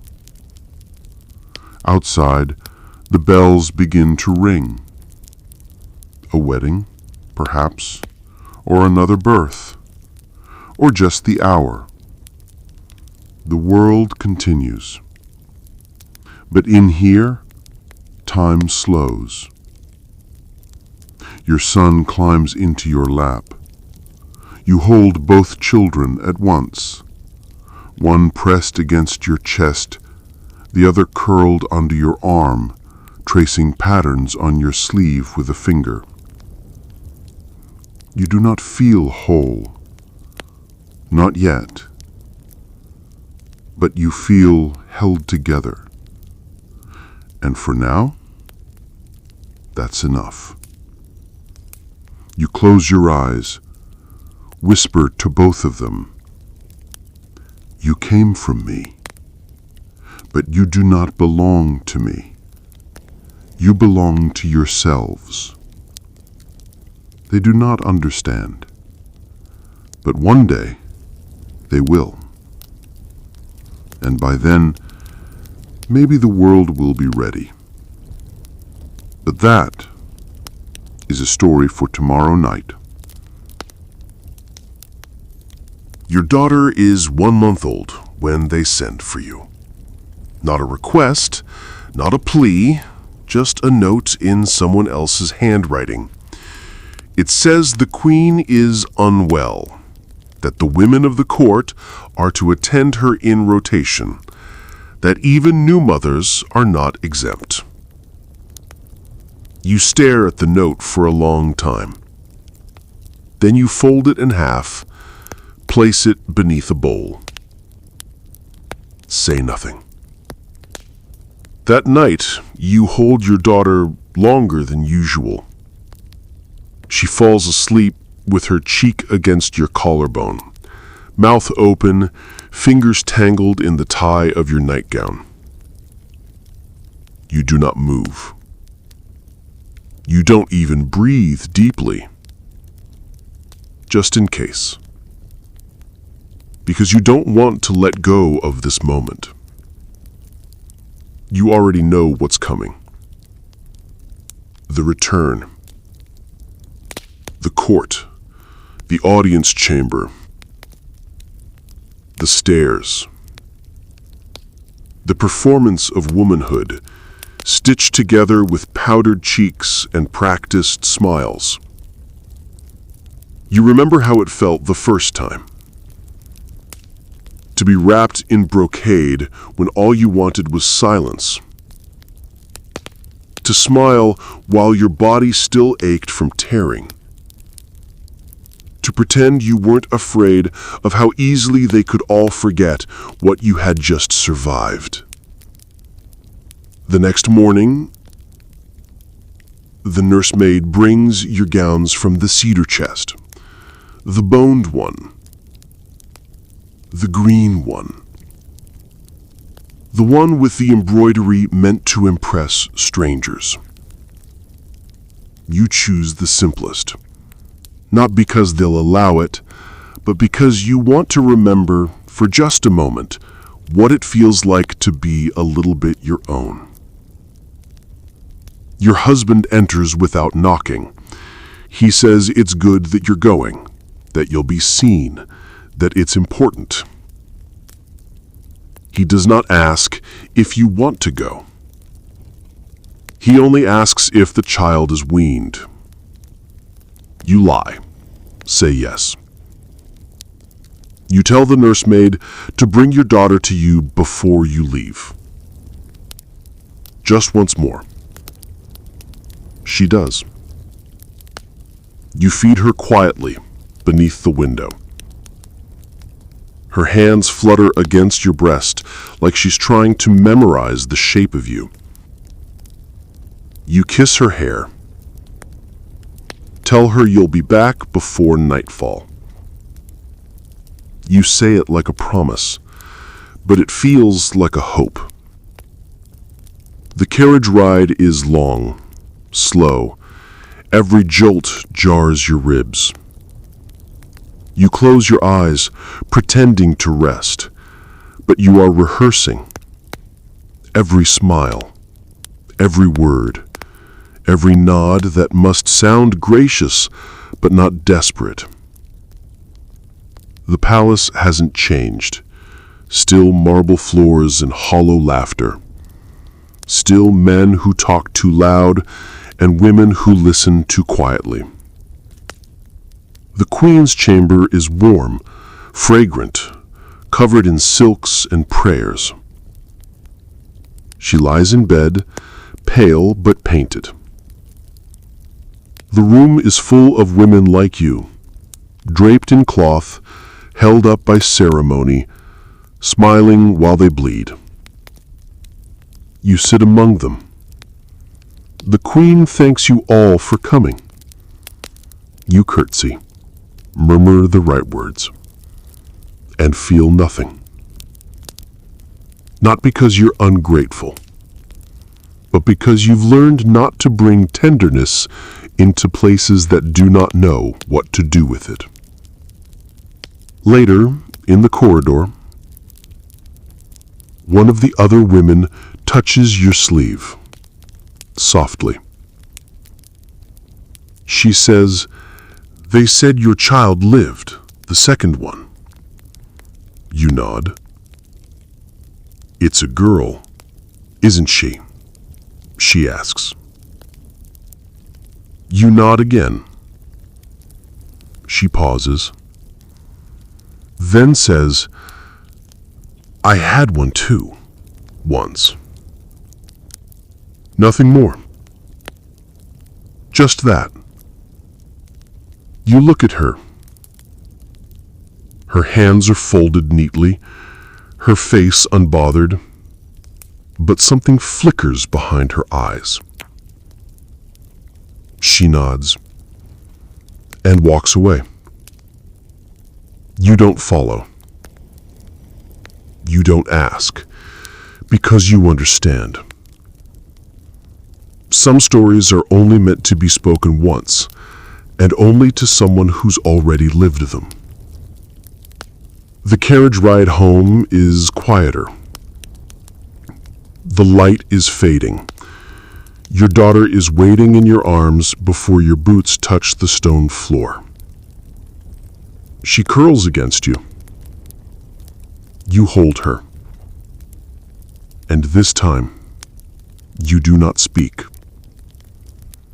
You just breathe her in and decide. Next time, you will say no. Next time, you will not go. Next time, you will not trade this for anything. But that is a story for tomorrow night. The next time, you say no. Not loudly, not dramatically, just a simple word, spoken like it belongs to you. No. The servant hesitates. His mouth opens, then closes. He bows, retreats. He does not argue.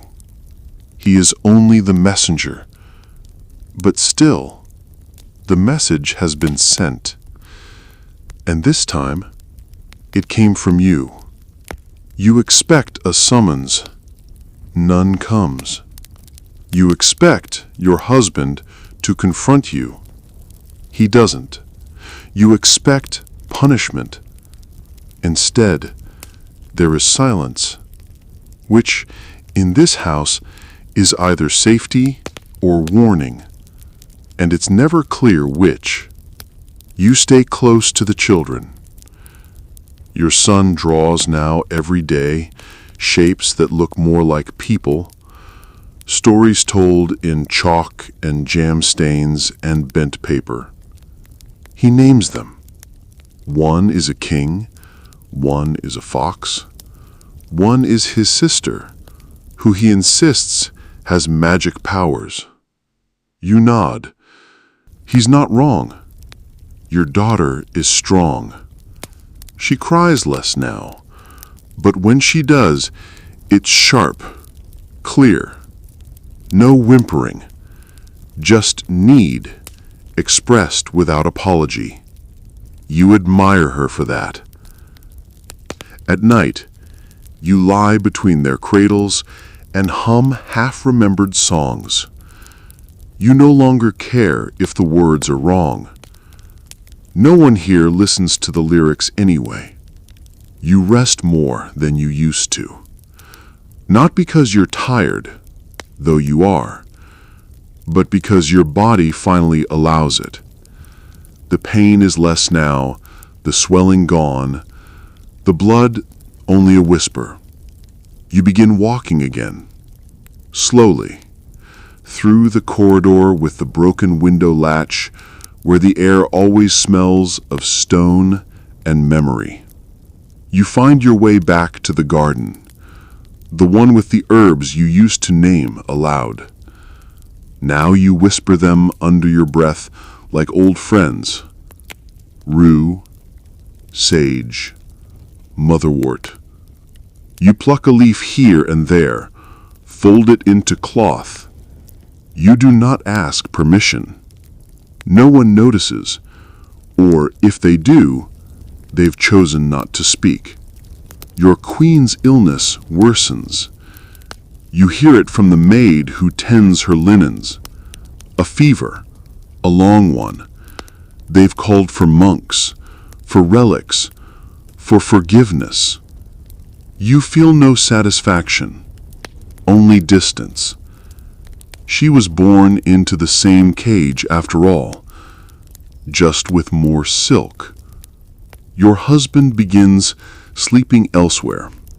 Not formally, not as punishment. It's just understood. You are no longer useful in the way he values. You do not mind. You sleep better, and the children, your children, sleep better too. One night, you sit by the fire, with your daughter on your chest, your son asleep beside you, and you realize something. This is not freedom. Not exactly. But it is the beginning of it.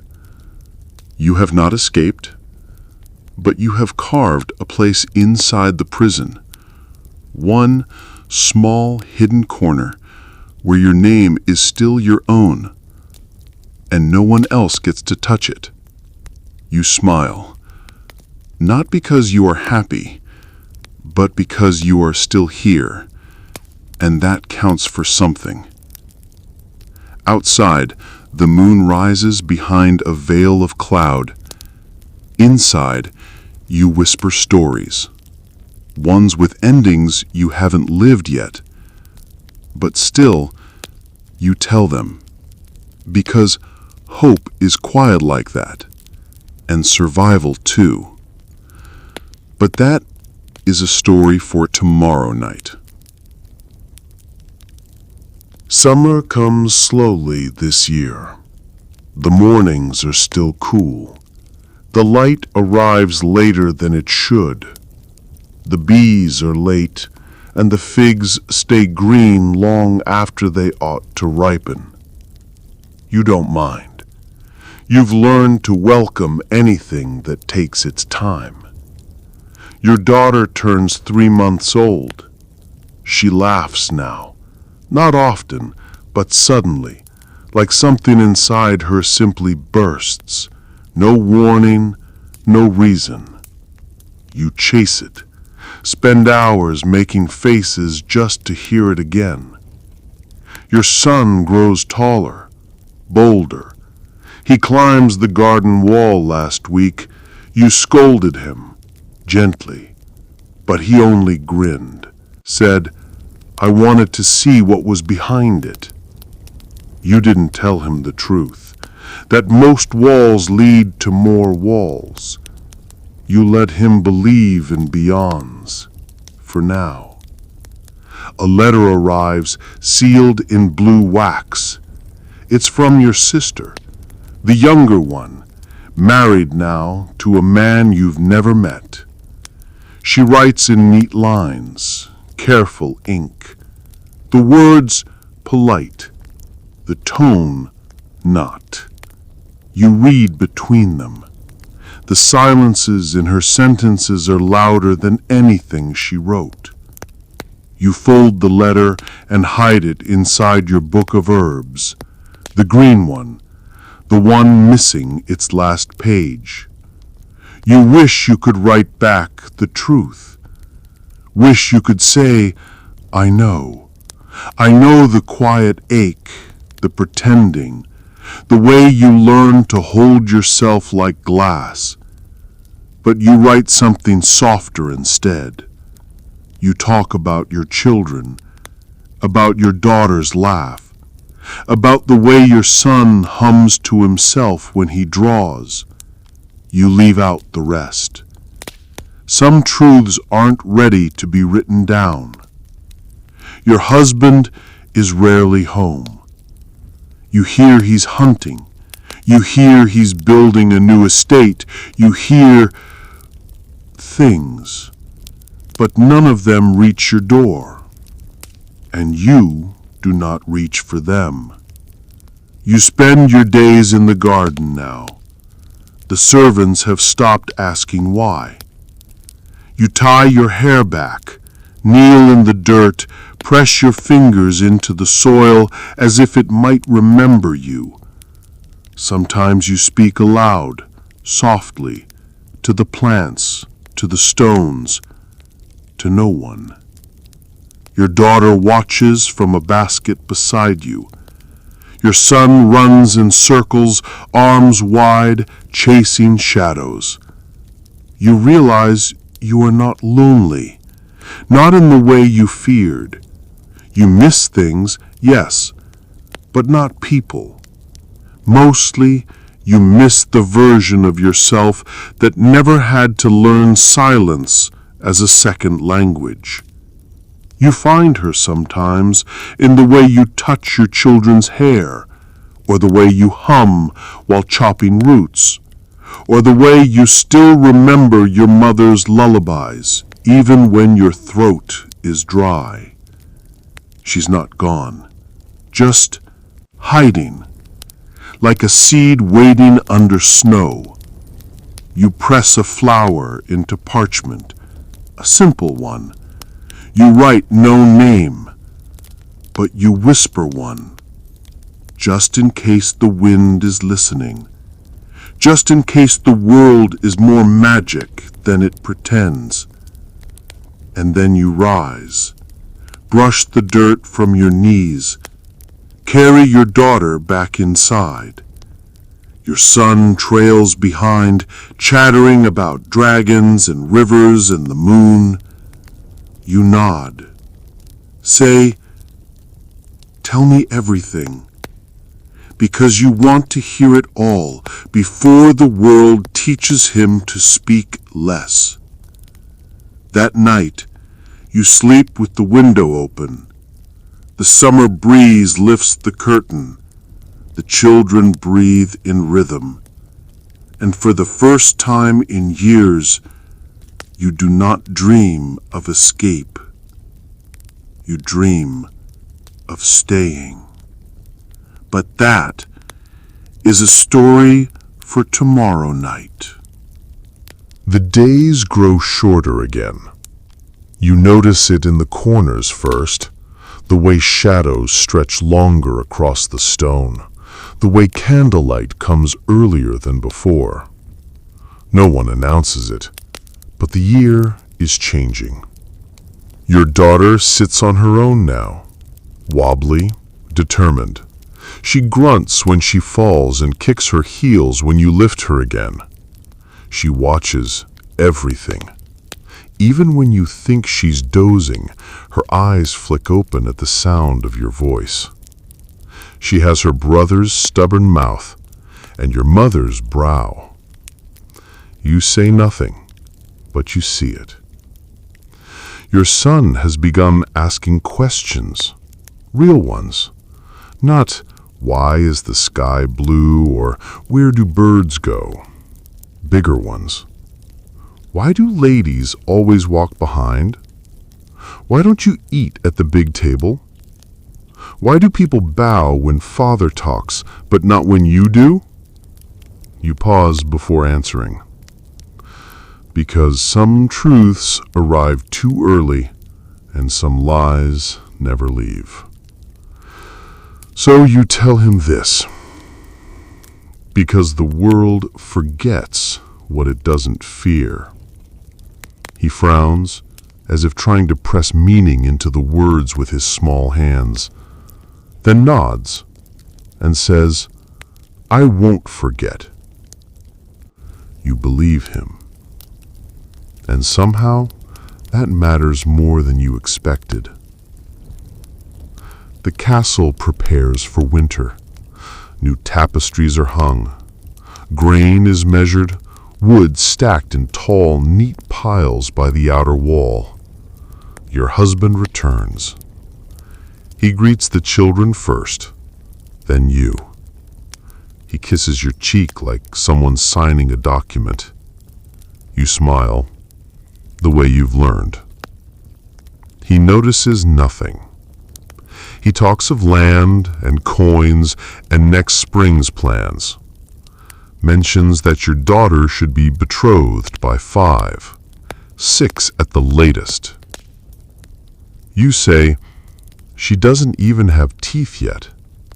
He laughs. You don't. That night, you lie awake while both children sleep, and you let your thoughts walk through every locked door in your mind. You think of your wedding night, and how it was called a beginning, but felt like the end of something you hadn't even had the chance to name. You think of the girl you were, the one who flinched when spoken to, who waited to be told how to feel, the one who believed obedience would keep her safe. You whisper to her, softly, like a blessing. You lived. Not perfectly, not without cracks, but you lived. And that is no small thing. You rise early, dress simply, place your daughter on your hip, take your son by the hand, and walk them through the frost-bitten garden as the sun comes up. You tell them a story, one they haven't heard. Not about dragons or kings, but about a girl who learned how to speak without asking permission. About a woman who carried 2 names, the one they gave her and the one she whispered only to herself. About silence, and how it can be broken not with a shout, but with a breath. They listen. Not fully, not yet, but they will. Someday. And maybe that will be enough. You return to the chamber. You rock your daughter. You brush your son's hair. You light the candle, though there's still sunlight. Because the day is long, and you are here, and that is enough for now. No glory, no triumph, just presence, just breath. Just a name, still yours, and a life no longer waiting to begin. There is no more story for tomorrow night, only sleep and quiet and peace.